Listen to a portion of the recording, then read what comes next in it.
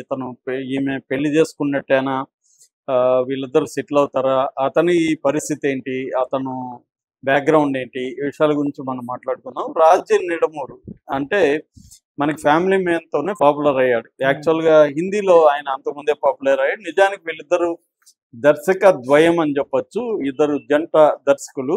Raj DK అంటారు వాళ్ళని. Raj DK అంటే రాజ్ నిడమూరు, తర్వాత కృష్ణ దాసరి కొత్తపల్లి. డీకే అంటే కృష్ణ దాసరి కొత్తపల్లిదేమో చిత్తూరు దగ్గర దాసరి కొత్తపల్లి అనే విలేజ్.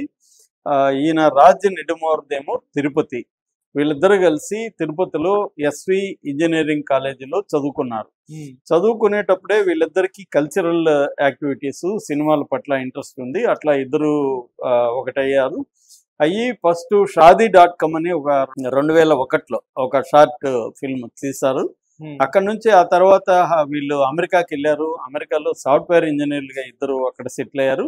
కానీ వీళ్ళ ప్యాషన్ అయితే పోలేదు సినిమాల పట్ల. అందుకని వాళ్ళు అక్కడ చిన్న చిన్న ఆర్టిస్టులు కలిసి ఒక ఇండిపెండెంట్ ఫిల్మ్ ఫ్లేవర్స్ అని ఒకటి 2003లో తీశారు. ఆ ఫ్లేవర్స్కి మంచి పేరు వచ్చింది. అదొక రొమాంటిక్ కామెడీ అనమాట. దాంతో వీళ్ళు ఆ తర్వాత ఇండియాకి వచ్చి ఇండియాలో మనం ప్రూవ్ చేసుకోవాలా, హాలీవుడ్లో చాలా కాంపిటీషన్ ఉంటుంది అని చెప్పి వాళ్ళు ఇండియాకి వచ్చి ఇండియాలో 99 అనే ఒక హిందీ సినిమాతో మొదలు పెట్టారనమాట.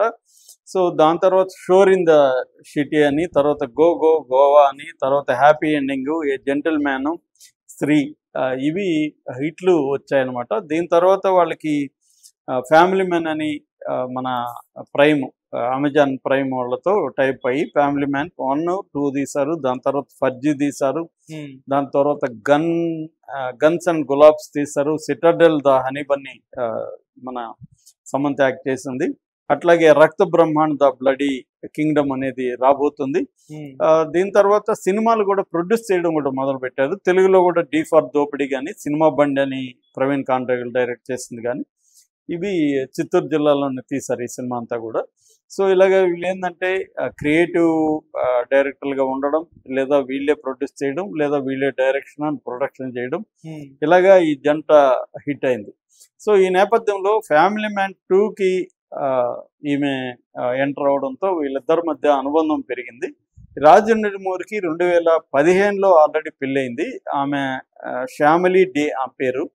ఆమె సైకాలజీ గ్రాడ్యుయేటు, తర్వాత అసోసియేట్ కో డైరెక్టర్గా కూడా ఆమె సినిమాలకు పనిచేస్తుంది. ముఖ్యంగా హిందీలో విశాల్ భరద్వాజ్ కావచ్చు, ఓం ప్రకాష్ మెహ్రా కావచ్చు, ఇలాంటి వాళ్ళ దగ్గర ఆమె డైరెక్షన్ డిపార్ట్మెంట్లో పనిచేసింది.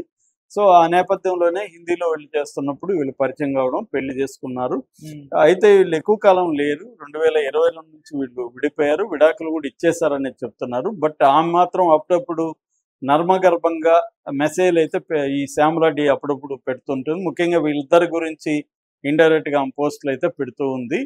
సో ఈ నేపథ్యంలో వీళ్ళు గత కొంతకాలంగా బహిరంగంగా కూడా కలిసి కనిపించడం అనేది మొదలైంది. ఆ మధ్య కూడా దుబాయ్కి వెళ్ళినప్పుడు కలిసి కనిపించారు. తర్వాత అనేక సార్లు చేతులు చేసుకొని కనబడడం, కలిసి ఫంక్షన్లు చేసుకోవడం, పార్టీలు చేసుకోవడం, మొన్న కూడా దీపావళి కూడా కలిసి చేసుకున్నప్పుడు ఈమె వాటిని షేర్ చేసింది. అంటే సమంతకి ఏంటంటే ముందు నుంచి కూడా ఓపెన్గా ఉండడం ఇష్టము. తన పర్సనల్ లైఫ్ని ఆమె దాచిపెట్టుకునే టైపు కాదు. పర్సనల్ లైఫ్ సంబంధించి కూడా ఆమె ఓపెన్గానే సోషల్ మీడియాలో షేర్ చేసుకోవడం అనేది రెగ్యులర్గా జరుగుతుంటుంది. అలాగే రాజ్ నిడమూరుతో కూడా తన డేటింగ్ కావచ్చు, తన అనుబంధం కావచ్చు, ఓపెన్గా వివిధ రకాల వీడియోల్లో పెడుతూ వస్తుంది. సో అయితే ఇప్పుడు ఈ వీడియో ఏదైతే వీళ్ళిద్దరు కలిసి పూజ చేసే వీడియో ఏంటంటే అది ఈమె సమంత నిజానికి ఆమె ఆంటర్‌ప్రెన్యూర్‌షిప్ కూడా ఇష్టం ఆమెకి. ఆమెకి ఆల్రెడీ బట్టల దుకాణం ఉంది, బ్రాండ్ క్లాత్ బ్రాండ్ ఉంది, తర్వాత ఒక ఎన్జిఓ ఉంది. అట్లాగే ఆమె తనకున్న జబ్బులకు సంబంధించి కూడా అంబాసిడర్గా ఉంటుంది. ఇవన్నీ చేస్తూ ఆమె ఇప్పుడు సినిమా ప్రొడక్షన్లకు కూడా ఎంటర్ అయింది. ఆల్రెడీ మనకు తెలుసు శుభ్మన్ అనే సినిమాని ప్రొడ్యూస్ చేసింది. తను కూడా దాంట్లో కూడా ఒక చిన్న రోల్ కూడా చేసింది, కానీ అది పెద్దగా ఆడలేదు. దాని తర్వాత ఇప్పుడు ఆమె సంస్థ పేరు ట్రాలాలా మూవింగ్ పిక్చర్స్. ఈ ట్రాలాలా మూవింగ్ పిక్చర్స్ పేరుతో ఆమె ఒక ప్రొడక్షన్ హౌస్ పెట్టింది. ఎందుకంటే ఇప్పుడు ఆమెకి ఒక సపోర్ట్ సిస్టమ్ దొరికింది. రాజ్ నిడమూరు అండ్ డీకే వీళ్ళిద్దరికీ ప్రొడక్షన్లో, డైరెక్షన్లో, క్రియేటివిటీ దీంట్లో మంచి ఎక్స్పీరియన్స్ ఉంది. మొత్తంగా ఇండియాలో ఉండే ఓటీటీ ప్లాట్ఫామ్స్ అంతా కూడా తెలుసు, ఎక్స్పోజర్ ఉంది. ఇటు హాలీవుడ్ మార్కెట్ కానీ, ఇటు హిందీ మార్కెట్ కానీ, ఇటు తెలుగు కానీ ఉంది కాబట్టి కరెక్ట్గా ఈమెకి సింక్ అయ్యారు. అంటే ఇప్పుడు ఆమెకు కూడా ప్రొడక్షన్ హౌస్ పెట్టి సెకండ్ ఫిల్మ్ స్టార్ట్ చేశారు. ఆ ఫిల్మ్ పేరు కూడా మా ఇంటి బంగారం అని పేరు పెట్టారు. దీన్ని ఆల్రెడీ ఓ బేబీ డైరెక్ట్ చేసిన నందిని రెడ్డి దీన్ని డైరెక్ట్ చేయబోతుంది. సో దీంట్లో సమంత యాక్ట్ చేస్తుంది. చాలా కాలం తర్వాత మళ్ళీ సమంత ఫుల్ ఫ్లెడ్జెడ్ రోల్లో కనబడే అవకాశం ఉంది.